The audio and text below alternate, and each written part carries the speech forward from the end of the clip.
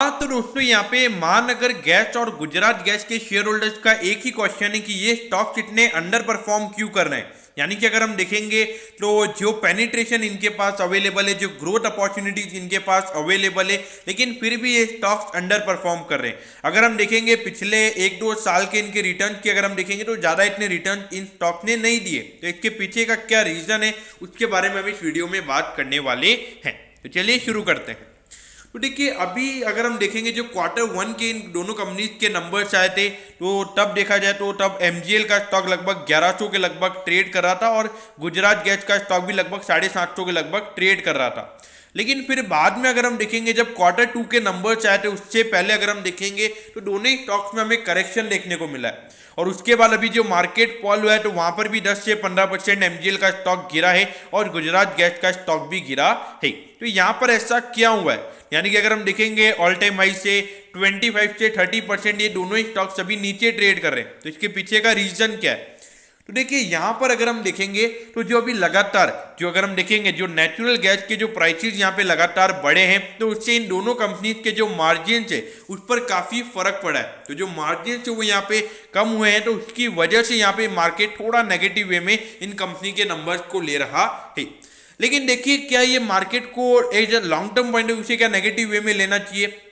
तो देखिए जो लगातार नेचुरल गैस के प्राइसेस बढ़ रहे थे तो महानगर गैस और गुजरात गैस ने यहाँ पे स्टेप लिए हैं। अगर देखा जाए तो लगातार उन्होंने भी अब यहाँ पे CNG के जो प्राइसेस वगैरह हैं वो यहाँ पे बढ़ाने चालू कर दिए। अगर आप देखोगे MGL ने पिछले 2 से 3 हफ्ते के अंदर 2 बार प्राइस हाइक किया है। देखिए इसका मतलब ये है कि जो नेचुरल गैस के जो प्राइसेस यहाँ पे स्टेबल नहीं हो रहे तो वो सीधा अब यहाँ पे डायरेक्ट कंज्यूमर के ऊपर ये कंपनी डाल रही है।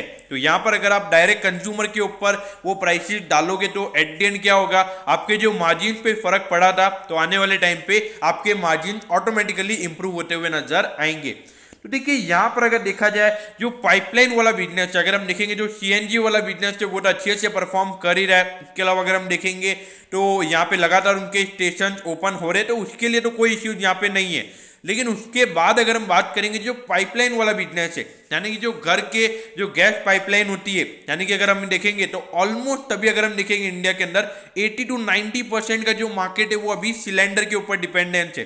जो हम होम के अंदर बात करते हैं किचन के लिए, जो हम किचन के लिए जो सिलेंडर यूज करते हैं तो आने वाले टाइम पे ये जो मार्केट है कम से कम यहाँ पे 40% मार्केट यानी कि 50% ये जो मार्केट ये पाइपलाइन वाला हो सकता है। क्योंकि पाइपलाइन की अगर हम देखेंगे तो काफी अच्छा इसका यूज है। अगर हम देखेंगे तो काफी अगर हम देखेंगे इजी टू यूज है। अगर आप देखोगे सिलेंडर है तो सिलेंडर अगर चला जाता है तो वहां पर आपको उसको उठा के फिर वापस उसको लगाना पड़ता है। लेकिन पाइपलाइन में ऐसा नहीं होता है, जैसे आपका नॉर्मल इलेक्ट्रिसिटी है तो वैसे उसका बिल आएगा, आपको पे करना है और आपको पूरा वो सिलेंडर का जो सिलेंडर जैसा यूज है वो आपको वहाँ पे पाइपलाइन के फॉर्म में मिलेगा। तो यहाँ पे सीधी सी बात है कि आने वाले टाइम पे इसका जो पेनिट्रेशन है काफी ज्यादा है। तो ये जो दोनों कंपनीज की अगर हम देखेंगे तो ग्रोथ अपॉर्चुनिटीज काफी ज्यादा इन दोनों कंपनीज की।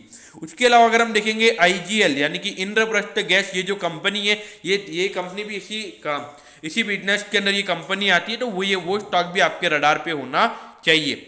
लेकिन देखिए ये बात आपको समझनी होगी कि ये जो तीनों कंपनीज है ये PSU कंपनीज है, मतलब किसी का स्टेक किसी में का मतलब किसी कंपनी में BPCL का स्टेक है, किसी में ONGC का है और किसी में गुजरात गवर्नमेंट का स्टेक है। तो एट दी एंड ये जो तीनों कंपनीज हैं ये PSU कंपनीज हैं। तो यहाँ पे जो फॉरेन इन्वेस्टर्स है उन्हें मेन ऐसा लगता है कि एट दी एंड अगर गवर्नमेंट बिजनेस है तो यहाँ पर जो ग्रोथ होगी तो कुछ एक्सपोनेंशियल ग्रोथ क्या देखने को मिलेगी, तो वो यहाँ पे वो डाउट है उनको, इसलिए यहाँ पे हमें फॉरेन इन्वेस्टर्स का मनी आता हुआ नजर नहीं आ रहा है। तो वो एक बहुत बड़ा इश्यू मुझे यहाँ पे नजर आता है।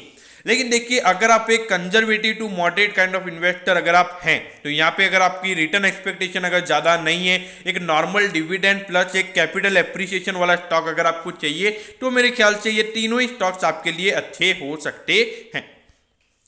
अब देखिए 921 पे महानगर गैस का स्टॉक अभी ट्रेड हो रहा है और 1377 का इसका ऑल टाइम हाई है। तो अगर हम ऑल टाइम हाई से कंपेयर करेंगे तो ऑलमोस्ट अगर हम देखेंगे तो 450 रुपये ये स्टॉक गिर चुका है। इन परसेंटेज वाइज अगर हम देखेंगे तो अराउंड 30% का करेक्शन हमें यहाँ पे इसके ऑल टाइम हाई से देखने को मिल रहा है। तो देखिए वैल्यूएशन पॉइंट ऑफ व्यू से मेरे ख्याल से कोई इश्यूज नहीं है, महानगर गैस में ग्रोथ अपॉर्चुनिटीज काफी ज्यादा है, लेकिन रिटर्न एक्सपेक्टेशन आपकी नॉर्मल होनी चाहिए। मेरे ख्याल से long term point of view से जरूर यहाँ पे इन्वेस्ट किया जा सकता है। देखिए महानगर गैस की अगर हम बात करेंगे तो एक कंजर्वेटिव इन्वेस्टर यहाँ पे इन्वेस्ट कर सकता है। अब देखिए 686 पे यहाँ पे गुजरात गैस का स्टॉक अभी ट्रेड कर रहा है, लगभग 3% ये स्टॉक आज ऊपर था। तो देखिए 786 का इसका ऑल टाइम हाई है, यानी कि अगर इस स्टॉक की भी अगर हम बात करेंगे तो लगभग अराउंड 14 से 15% ये स्टॉक भी अपने ऑल टाइम हाई से नीचे ट्रेड कर रहा है। तो ऑल्दो भी मार्केट गिरा था तो ये स्टॉक भी गिरा है, लेकिन इतना फॉल हमें यहाँ पे देखने को नहीं मिला है जितना MGL में देखने को मिला है। देखिए गुजरात गैस में अगर आपने इन्वेस्ट करना है तो एक एग्रेसिव पॉइंट ऑफ व्यू से आपने इन्वेस्ट करना चाहिए, क्योंकि लगातार एग्रेसिवली यहाँ पे गुजरात गैस ये जो कंपनी है ये री इन्वेस्टमेंट कर रही है, इसीलिए यहाँ पर अगर आपने इन्वेस्ट करना है एक एग्रेसिव पॉइंट ऑफ व्यू से आपने यहाँ पे इन्वेस्ट करना चाहिए। तो दोस्तों मैं होप करता हूँ कि ये जो दोनों स्टॉक क्यों अंडर परफॉर्म कर रही है बात आपको अच्छी समझ में आ गई होगी। अगर आपकी कोई भी क्वेरीज है तो आप कमेंट कीजिए, मैं जरूर आपके कमेंट पर रिप्लाई करूंगा। ओके दोस्तों, thank you, have a nice day.